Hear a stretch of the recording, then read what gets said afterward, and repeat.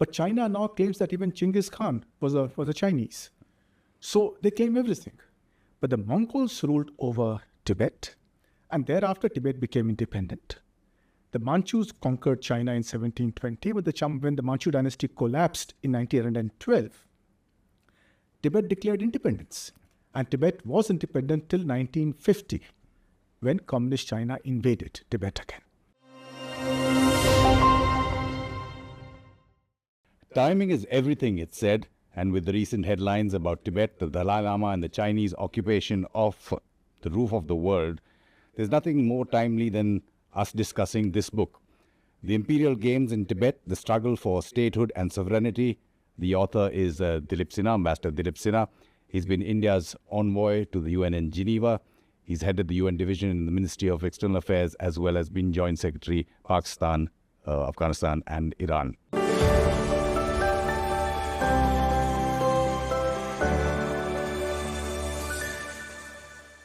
Ambassador Sinha, first of all, thank you so much for giving us time.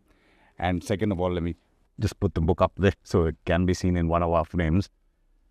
And second of all, congratulations on the release of the book. I believe it is available both online and in bookstores, but there will be an official launch, I think, later in July.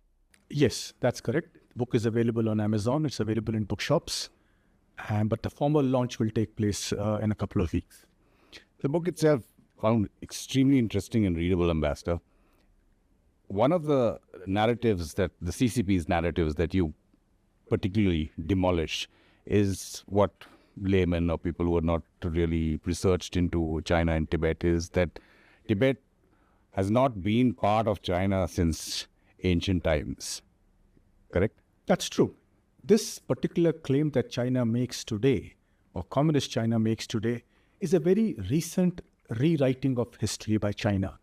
Till as recently as the early part of the 20th century, China did not claim that Tibet was in fact a part of China, because in the Manchu Qing dynasty, Tibet was not one of the 18 provinces. It was part of the Chinese empire, ruled directly by the Manchus, not through as part of the administrative structure of China. So, and before the Manchus conquered Tibet in 1720. Now that's just 37 years before the Battle of Plassey, which was around the time Britain conquered India. China conquered Tibet. And before that, China had never ruled over Tibet. The first foreign power to conquer Tibet were the Mongols. But China now claims that even Genghis Khan was a Chinese. So they claim everything. But the Mongols ruled over Tibet, and thereafter Tibet became independent. The Manchus conquered China in 1720, but when the Manchu dynasty collapsed in 1912, Tibet declared independence. And Tibet was independent till 1950, when Communist China invaded Tibet again. And in fact, there are points in history where Tibet has invaded and conquered parts or whole of China. Oh yes, there was the leading dynasty of Tibet was the Yarlung dynasty, which had several rulers, ruled over Tibet for several centuries. And one of the greatest rulers of this dynasty was Songtsen Gampo, who was a very powerful ruler. And during this Yarlung dynasty, the Tibetans, in fact, had invaded China. And this was when the Tang dynasty, was a very powerful dynasty, was in power in China. And they had raided China. They captured the capital Chang'an, which is modern Xi'an, and they raided it several times. So there was a time when Tibet was a country powerful enough to take on China. From history, we come to more contemporary developments, and that's why I'm saying it's very timely, this book. I'm sure it was a coincidence. You couldn't have predicted what is happening with so many headlines concerning Tibet. The recent visit of bipartisan U.S. lawmakers, Dharamshala, meeting the Dalai Lama, and then post that, even coming to Delhi, meeting the Prime Minister, the External Affairs Minister, the National Security Advisor. Now, the Dalai Lama post that has gone to the US for treatment for his knees. So if they wanted to meet him, they could have done it there as well. So powerful symbolic messages, or more than symbolic messages, do you see it from both the US and India? Well, this has been a very happy coincidence that the release of the book has coincided with the visit of this bipartisan delegation. It's very important that this delegation has chosen to come to Dharamshala, as you mentioned, days before the Dalai Lama himself was to go to the US. So this was clearly a message to be sent to China, not to meddle in Tibet. And then there's this new act, the Resolve Tibet Act, that is currently being passed by the US Congress, and it's waiting the president's signature. But equally important is the fact that after this delegation met the Dalai Lama, when it came back to Delhi, it also called on the Prime Minister and the External Affairs Minister. That's extremely important that the government of India did not shy of meeting this delegation. So both these are messages. India's message is a little more circumspect, as India has always been in its Tibet policy. But the US message is very, very direct. You were talking about the act that has been passed again by both houses in the US. There have been two acts we were talking earlier, before in the US as well. There's speculation, I don't know whether it's informed or not, that possibly President Biden will sign it and meet the Dalai Lama on his birthday in early July. The act itself, why do you feel that it is so important? Oh, the act is extremely important. The earlier acts that the US Congress had passed in 2002 and 2020, those were relatively mild. They talked about Tibet's right to its water resources, its environment. It talked about assistance to Tibetan refugees. And then it went slightly stronger and said that China should not interfere in the selection of the Dalai Lama, and anybody who does will face US sanctions. So that was there earlier. But in this present act, they have gone even further, and they have said that the status of Tibet is still disputed, and it will be settled according to the right of self-determination of the people of Tibet and in accordance with international law. Now, this goes really to the point where it says that the Tibet's status has to be determined. So the question about Tibet's international status that many people ask, since no government recognizes the Tibetan government in exile, which is in Dharamshala, but this particular act of the US will reopen this question that the world thought was a closed chapter. Closed chapter, but there are those skeptics or realists, however you want to put it, who look at India-US relations and the current geopolitics, say, with the US and China and the great power competition there, who critique, if not criticize, India's position as saying we shouldn't let the US fire off our shoulder when it's a fight between them. Well, that is precisely what the theme of my book is, Imperial Games in Tibet. Now, Tibet is a small country, and traditionally it has been a very reclusive country, especially after Buddhism came there. The monks who ruled Tibet wanted to be left alone. But the imperial powers did not leave it alone, whether it was Russia or China or Britain. Britain is now gone. Russia is no longer the powerful empire that it was, but it still is an important player. China, in fact, has become much more powerful than it ever was. The US was always a little distant from Tibet, and it was never clear about its policy. India's policy was also part of this game playing, where India felt that relations with China were far more important than worrying about these small group of people called Tibetans living in Tibet. So India always placed that higher. So did the US. So, for example, after the Second World War, the US did try to help the Tibetans when China invaded Tibet, but India dissuaded it, and India didn't cooperate. For a little while, they used Pakistani territory in East Pakistan to help the Khampa rebels. That didn't go too well. And eventually, China was able to crush the rebellion. And thereafter, as you know, there was a Sino-Soviet split. And American politics then switched over to geopolitics, where China was more important than anything else. So China became a close friend and, you can say, almost ally of the US. And again, the US had forgotten Tibet.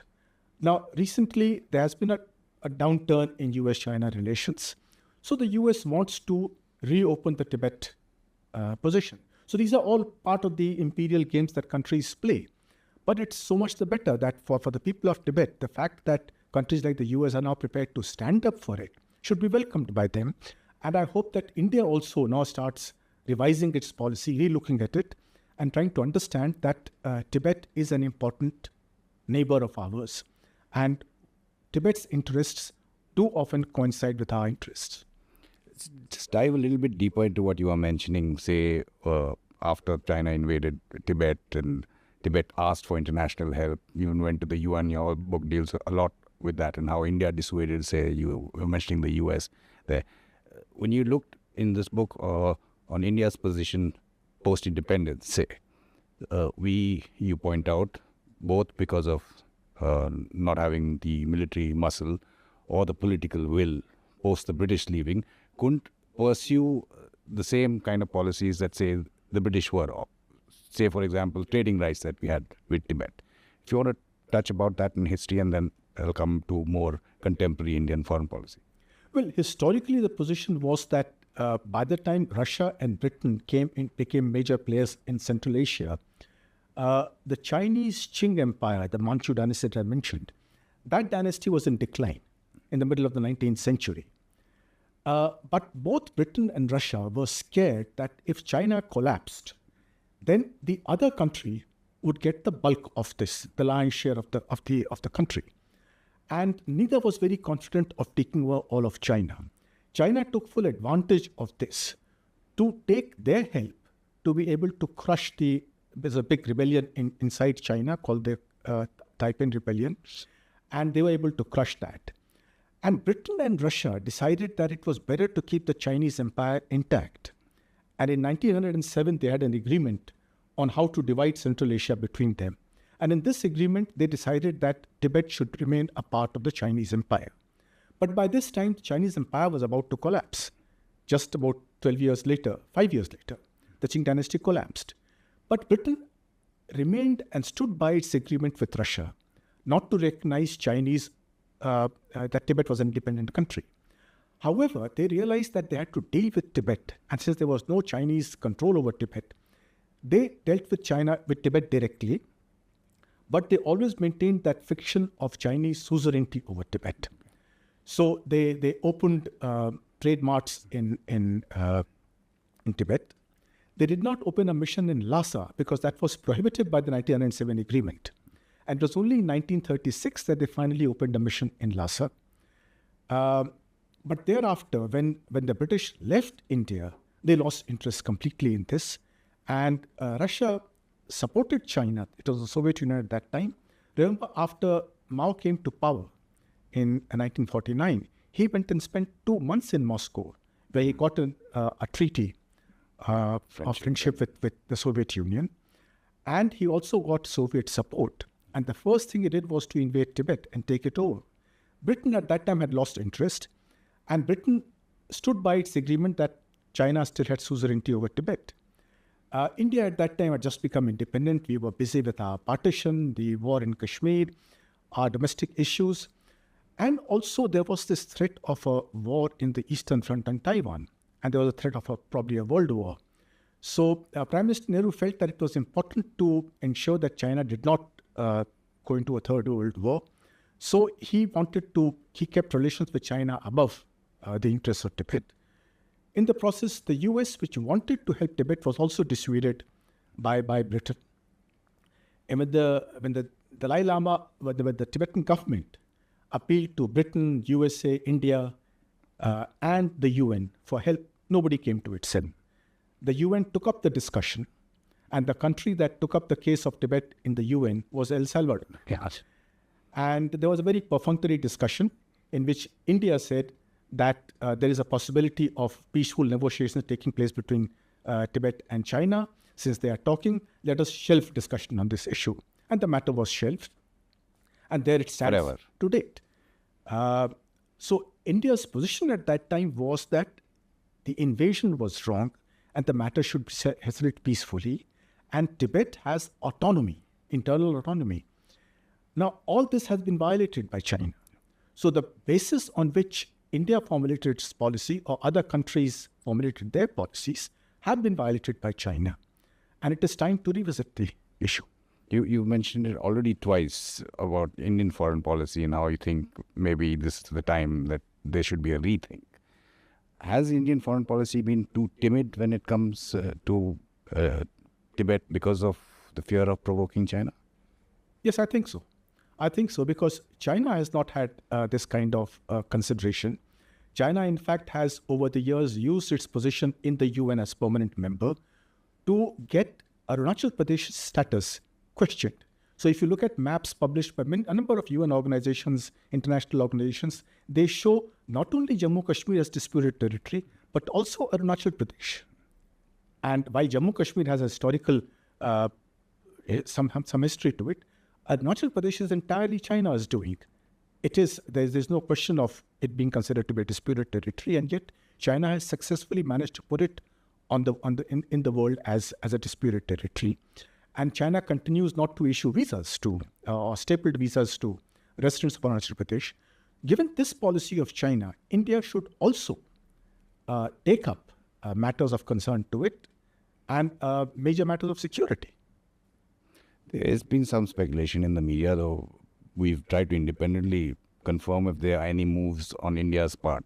Since you brought up Arunachal, the Chinese have been constantly renaming places, rivers, mountains, ranges in Arunachal Pradesh and in Tibet. And I think about 10 days back, there was a report about how they're doing it in Xinjiang also with the Uyghurs. This speculative report in the media was suggesting that India should also do the same in Tibet. Though, of course, it's not confirmed whether we are moving in that direction. Is that something that would move things forward? Or even if it happens, is it just symbolic again? Well, fortunately for India, we don't really need to do anything except reaffirm Tibet's original names. Now, the people of Tibet have names for their towns.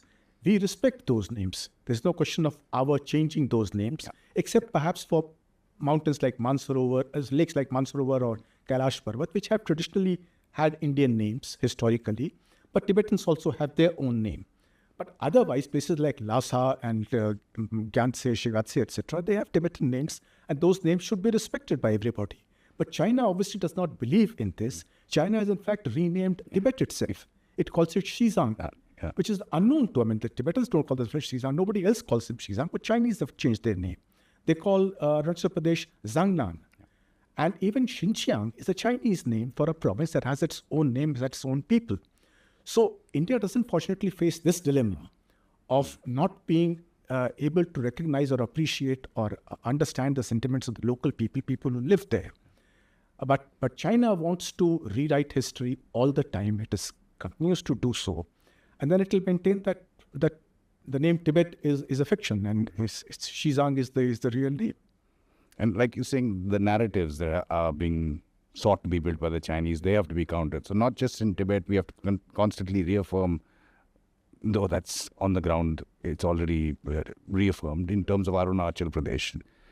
But another myth that you kind of disprove in your book is the Chinese narrative of, when they talk about the century of neglect and humiliation from the Opium Wars till the Communist Party took over, those 100 years. They've set out a timetable for the next 100 years, how they retain or regain their position in the world. You talk about that as well in this book, saying China has been parading this narrative of being a victim of imperialism, whereas all through it has been an imperial power itself, and we see aggression of a different kind all over its boundaries even now.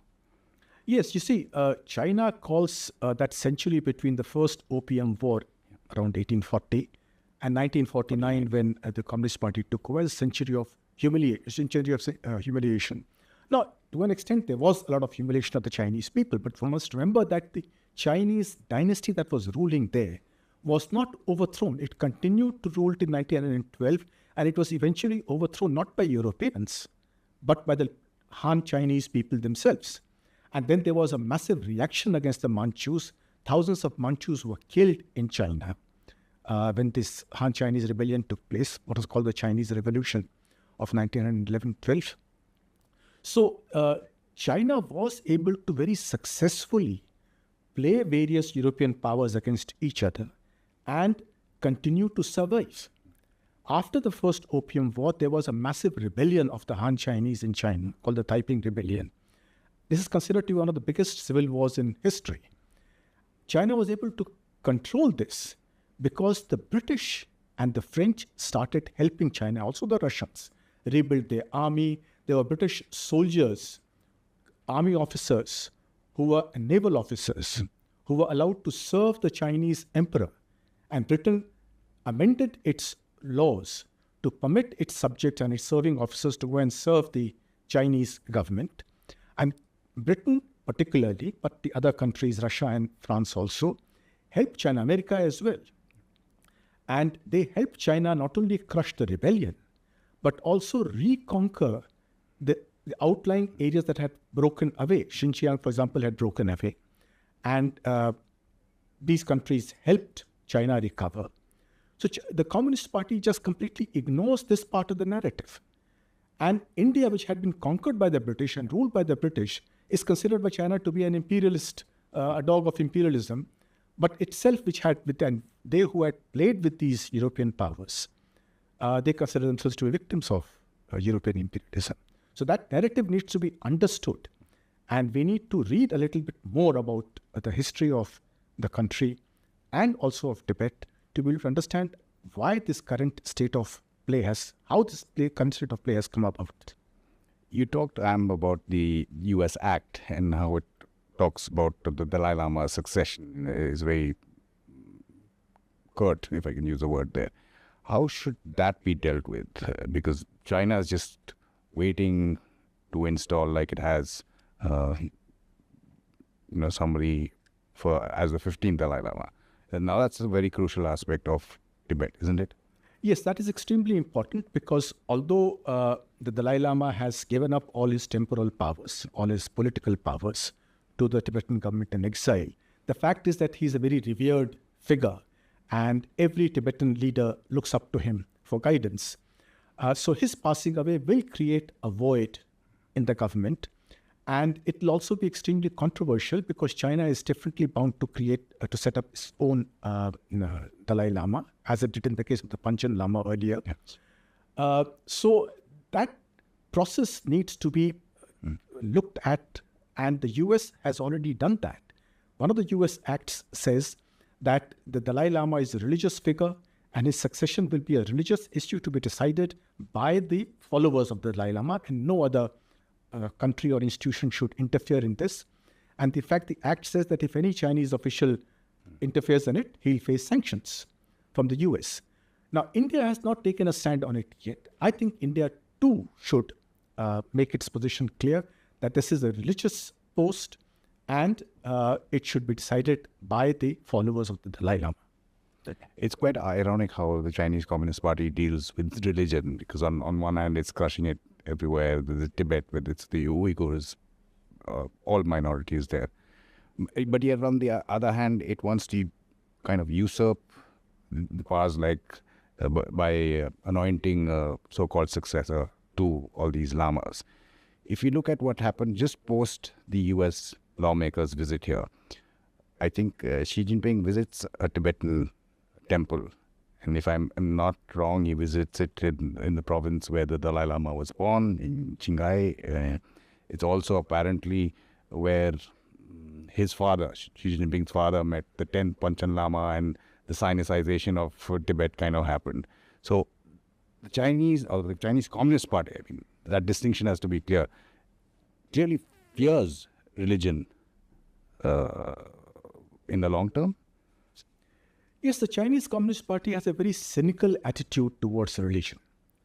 It initially started by trying to destroy Tibet's monasteries, Tibet's cultural heritage.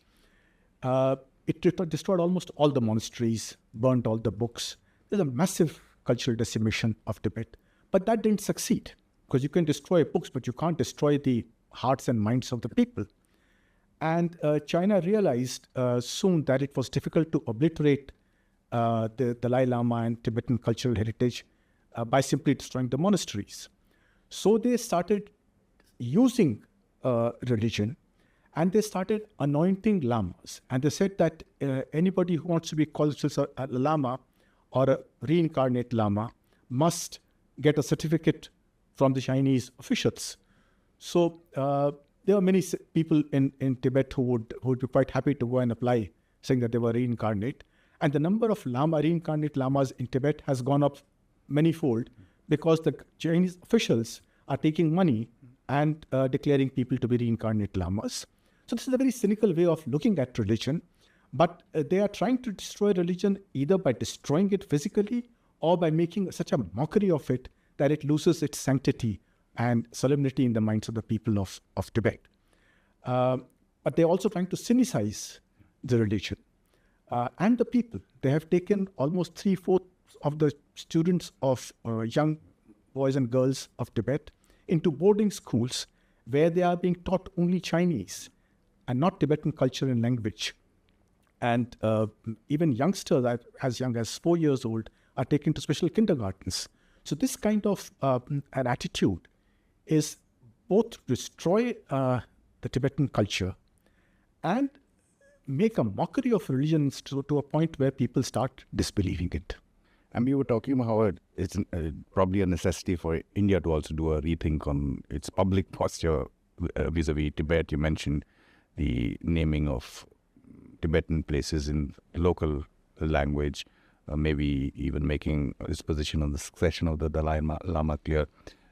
Anything you think that we should be looking at in terms of the One China policy? I know since 2010 it's never been publicly articulated even in bilaterals, but or do we hold back till we need it for some later period if and when there's a conflict with China? Well, there is a misconception about this concept of One China. But this One China policy relates to China's relations with Taiwan, which is the Republic of China. And here, when the US de-recognized Taiwan or Republic of China and recognized the PRC, the People's Republic of China, at this time, there was this concept that you can recognize only one of the two governments of China. That is the One China policy. This has nothing to do with Tibet, which is the case of annexation. Here the question is Tibet an independent country which is under the illegal occupation of China, or is it a part of China? Now, India's position so far has been that it's an autonomous region of China, which is what China's position also is, unfortunately is, or cynically is, because China calls it the Tibetan Autonomous Region. But here the point is that India's policy has been mocked by China, which has abolished the autonomy of Tibet. Tibet is ruled by the Chinese Communist Party. We know what kind of government it has. So in this situation, it is time for India to revise and relook at its policy in the light of the fact that its earlier stand is no longer valid. And that is true equally of countries like the US. Britain, of course, will continue to stand by its old agreements, and in any case, it's basically inconsequential in Asia today. Russia, we don't know what kind of stand it will take. Right now, Russia is very dependent upon China because of the Ukraine war. But the deterioration in US-China relations has fortunately been a boon for Tibet because the US has started relooking at Tibet and is making its policy stronger. For India must remember that India has been trying to look at its relations with China and trying to resolve its differences with China by talking about the border. So border talks have been going on for the last 30 years. No progress has been made. We've seen what happened in Galwan, where China violated even the most basic agreement that we had, which is that the patrol parties would not carry any weapons with them. And for 20 odd years, this was respected by both sides until China very brutally killed our soldiers, taking them by surprise. So even that little basic agreement China has not respected. But the important thing is that even if by some miracle we are able to resolve the border dispute with China, what about Tibet? Tibet will always remain a factor in India-China relations. We must remember that China will not trust India as long as the Dalai Lama or Tibetan refugees are on Indian soil. We have seen how China reacted to the visit of this delegation, of the US delegation, to the Dalai Lama. The Dalai Lama calls this whole setup the Dalai Lama clique. And in China is always suspicious of India. And whenever Tibetans protest either inside Tibet or in India or anywhere else in the world, China suspects India to be behind this. So we have to remember that Tibet is the let's say the elephant in the room when India and China are sitting, and we have to address this problem. But even addressing it, if you want to just round up your thoughts, I mean, you've done so much research into history, Indian history as well, and how things are changing in the current scenario. Are all these moves, in any case, symbolic in terms of Tibet regaining its independence? Or does it need the CCP to collapse? Or even if the CCP collapses and something else happens? I know I'm speculating here, but what will it take for Tibet to be independent again? Well, 70 years is a very short time in the history of nations. Nations look at centuries. Right now, China is on an upswing. It's a very powerful country. So the idea of Tibet becoming independent would be a dream today. But it's important that countries like India continue to support the Tibetan cause. People in India continue to read about Tibetan history, Chinese history, to understand what this problem was all about. And also to speak up for at least the human rights of the people of Tibet and help the Tibetan refugees build their institutions so that as and when the time arises for Tibet to reclaim its position as an independent country, then they are in a position to do so. And the narrative that Tibet has been a part of China since ancient times, that narrative should be firmly buried, and Tibet's history should be known to the people of India as well as the world. And in that light, one final comment on how Tibet and India have helped preserve each other's cultures, languages, documents, books, which we are doing currently, which the Chinese are doing just the opposite, destroying it there. But that's happened in reverse in the past as well, right? You were mentioning that earlier. Yes, you see, India and Tibet have had very close relations. Now, even before Buddhism traveled to Tibet, there were close relations. But once Buddhism traveled there, then India was considered by the Tibetans to be the land of the gods. And Tibetans would come to India, study in India. When Nalanda University was set on fire by the invaders, a lot of books were taken from Nalanda to Tibet and preserved there until people like Rahul Sankrityayan went to Tibet and got those books back. Now, when those books were brought back, they became safe in India, whereas in Tibet, they were destroyed by the Chinese invaders. So we have had this relationship of helping each other mutually, both because we are close neighbors and also because of this great religion called Buddhism. Ambassador Dilip Sinha, again, thank you so much for your time and thanks for this book.